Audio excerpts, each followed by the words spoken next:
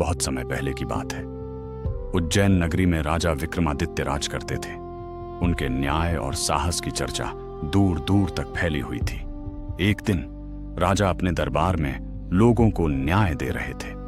तभी शांतिशील नाम का एक तांत्रिक वहां आया। उसने राजा को आशीर्वाद दिया और एक छोटा सा फल भेंट किया। राजा ने मुस्कुराकर वह फल ले लिया और अपने खजांची को दे दिया। तांत्रिक चुपचाप चला गया। अगले दिन वह फिर आया, फिर एक फल दिया और चला गया। ऐसा 1-2 दिन नहीं, पूरा 10 साल तक चलता रहा।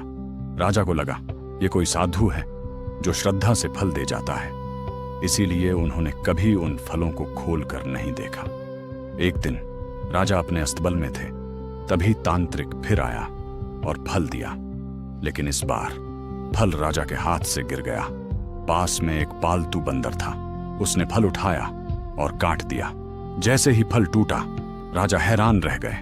उसके अंदर से एक चमकता हुआ कीमती लाल रत्न निकला। राजा ने तुरंत सारे पुराने फल मंगवाए। जब सब फलों को तोड़ा गया तो हर फल के अंदर से कीमती हीरे और रत्न निकले। पूरा खजाना भर गया। राजा ने तांत्रिक से पूछा, आपने मुझ पर इतनी कृपा क्यों की और बदले में क्या चाहते हैं? तांत्रिक ने कहा, महाराज, मुझे एक गुप्त साधना पूरी करनी है जो श्मशान में होगी। मुझे एक बहादुर और निडर व्यक्ति चाहिए। क्या आप अमावस्या की रात वहां आएंगे? राजा ने तुरंत हां कर दी। अमावस्या की काली रात में राजा तलवार लेकर श्मशान पहुंचे। चारों तरफ डरावना माहौल था। जलती चिताएं, अजीब आवाजें। तांत्रिक ने कहा, यहां से थोड़ा दूर एक बरगद का पेड़ है, उस पर एक मुर्दा लटका हुआ है, उसे मेरे पास ले आओ। राजा बिना डरे वहां पहुंचे। उन्होंने देखा एक डरावना शरीर उल्टा लटका हुआ है। जैसे ही राजा ने उसे कंधे पर उठाया, वह जोर जोर से हंसने लगा। वह कोई साधारण मुर्दा नहीं था, वह था बेताल। बेताल बोला, राजा, तुम बहुत बहादुर हो। रास्ता लंबा है, मैं तुम्हें एक कहानी सुनाता हूं, लेकिन ध्यान रखना, अगर तुमने एक शब्द भी बोला तो मैं वापस उसी पेड़ पर चला जाऊंगा। और इस तरह विक्रम और बेताल की उन 25 चमत्कारी कहानियों का सफर शुरू हुआ। राजा, रास्ता लंबा है, मैं तुम्हें एक कहानी सुनाता हूँ। एक गुरु के 3 शिष्य थे।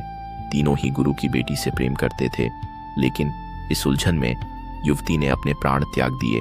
पहला युवक उसकी राख के पास बैठ गया और वहीं साधना करने लगा। दूसरा युवक दुख में फकीर बनकर दुनिया घूमने निकल गया। तीसरा युवक उसकी अस्थियां लेकर उसे जीवित करने का ज्ञान लेने चला गया। कुछ समय बाद तीनों फिर मिले।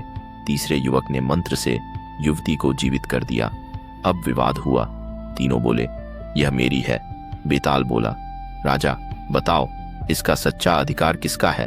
अगर जानते हुए भी नहीं बोले तो तुम्हारा सिर फट जाएगा।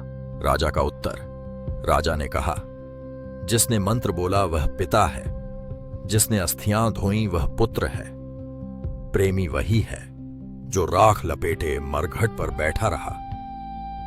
राजा के बोलते ही बेताल फिर उड़ गया।